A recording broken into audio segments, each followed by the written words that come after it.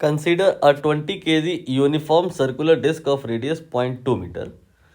It is pin supported at its center and rest initially.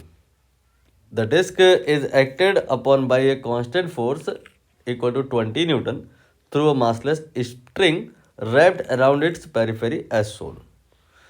Suppose the disk make n number of revolution to attain the angular speed of 50 radian पर second. Value of n ये बताना है. अभी आपको कुछ समझ में नहीं आया होगा. आंसर आप देख लीजिए, ये 20 आएगा. जो अगर आप ऑलरेडी कर चुके हैं क्वेश्चन तो आंसर यहाँ पर अवेलेबल है. अब मैं क्वेश्चन को एक्सप्लेन कर देता हूँ डिटेल में. ये क्या है? ये एक सर्कुलर डिस्क है. इसका मास और इसका रेडियस गिवन है. इस पर आपने ऐसे रस्सी लपेट रखी है और उसी रस्सी को थोड़ा आपने एक्स्ट्रा किया और एक्स्ट्रा पार्ट पे फोर्स अप्लाई कर दिया 20 न्यूटन. उसकी वजह से ये जो डिस्क है अबाउट पॉइंट सी रोटेट करेगी. अबाउट पॉइंट सी यहाँ पे रोटेशन होने लगेगा. शुरुआत में इसमें कोई एंगुलर स्पीड नहीं है, लेकिन इस फोर्स की वजह से डिस्क में एंगुलर एक्सेलरेशन आ जाएगा और उसी की वजह से इसमें एंगुलर स्पीड भी आने लग जाएगी. आफ्टर सम टाइम कह रहे हैं कि एंगुलर स्पीड 50 हो गई है. तो बताना है कि कितने नंबर ऑफ रेवोल्यूशन उस दरमियान में इस डिस्क ने कवर कर लिया. थीटा युगन से हमें बताना है. तो अल्फ़ा कैसे निकालें, पहले इस पर फोकस किया जाए. अल्फ़ा निकालने के लिए हमें ये जो फोर्स गिवन है इसको एक्सटेंड करना होगा. लाइन ऑफ फोर्स बोलते हैं. इस लाइन ऑफ फोर्स पे हमें जिस पॉइंट के अबाउट रोटेशन हो रहा है, वहाँ से परपेंडिकुलर ड्रॉप करना होगा. ये हो गया परपेंडिकुलर. डिस्क की ही रेडियस के ये बराबर हो गया. तो इस फोर्स का जो टॉर्क आएगा that will be F into perpendicular distance that is radius of disc. Now अब हम इस टॉर्क की हेल्प से एंगुलर एक्सेलेरेशन निकालेंगे. वो कैसे?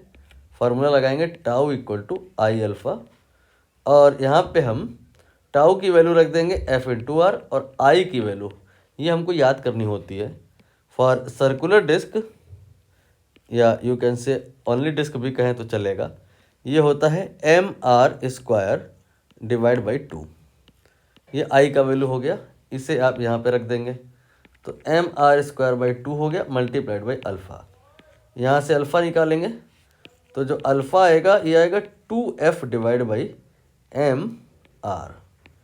अब आप चाहो तो वैल्यू रख लो 2 देन f 20 है और m मास ये भी 20 है और जो रेडियस है ये है 0.2 मीटर. 2/10 कह सकते हैं लाइक दिस. ये कैंसिल हुआ और इधर ये भी कैंसिल हो गया.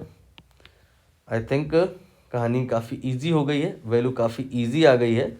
ये आपका 10 रेडियन पर सेकेंड स्क्वायर आ गया है. This is the value of alpha. Now it is not unknown. ये हमारे लिए नोन हो गया है. नाउ थिंक ऐसा कोई फार्मूला है क्या जो इन चार लोगों को रिलेट कर दे? अगर नहीं स्ट्राइक कर रहा है तो इसकी जगह आप लिख लो u, इसकी जगह लिख लो a और इसकी जगह लिख लो v और इसकी जगह लिख लो s. और अब आप 2-4 बार बोलो कि VUAS फार्मूला याद आ जाएगा. v स्क्वायर बराबर u square plus 2as. v का वैल्यू कितना है? 50 है. स्क्वायर ऑफ दैट u की वैल्यू 0 है देन 2 देन a की वैल्यू है 10 और s यानी कि थीटा ये हमें निकालना है. तो ये आ जाएगा 2500 और इसके बाद में ये आएगा 20, इसके बाद में आएगा थीटा. तो थीटा की वैल्यू 10 तो पहले कैंसिल कर दो. 250 और डिवाइड बाई 2 तो ये आ गया 125 रेडियन. इसके बाद इन्होंने एक बात बताई है, ना भी बताई होती तो हमें पता होनी चाहिए.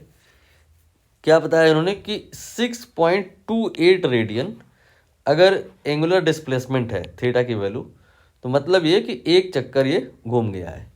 एक चक्कर में कितना रेडियन, 6.2।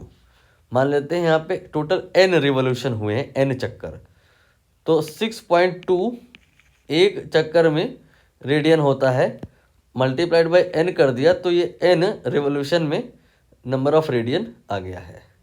और ये जो टोटल रेडियन है 125 के बराबर है। अगर आप ये नहीं भी जान रहे होते, मतलब ये ना दिया होता, तो फिर आप फार्मूला लगाते हैं यहाँ पे थीटा का, 2n पाई। थीटा की वैल्यू ये 125 रखते और 2 पाई ये आप 3.14 रखोगे तो 6.28 आ जाएगा। और अब हमें यहाँ पे n निकालना है, जो कि आएगा 125 and then divided by 6.28। Calculation बहुत ज़्यादा हार्ड नहीं है, फिर भी मैं कैलकुलेटर की हेल्प लिए ले रहा हूँ। 6.28 से डिवाइड किया, 19.90 आया है। नियरेस्ट इंटीजर में कह रहे हैं, मतलब 19 पूरे चक्कर हो गए हैं और 20वां चक्कर लगभग 90% हो गया है। तो यू कैन से टोटल 20 चक्कर लगभग ऑलमोस्ट कंप्लीट हो गए हैं। आंसर हो जाएगा 20।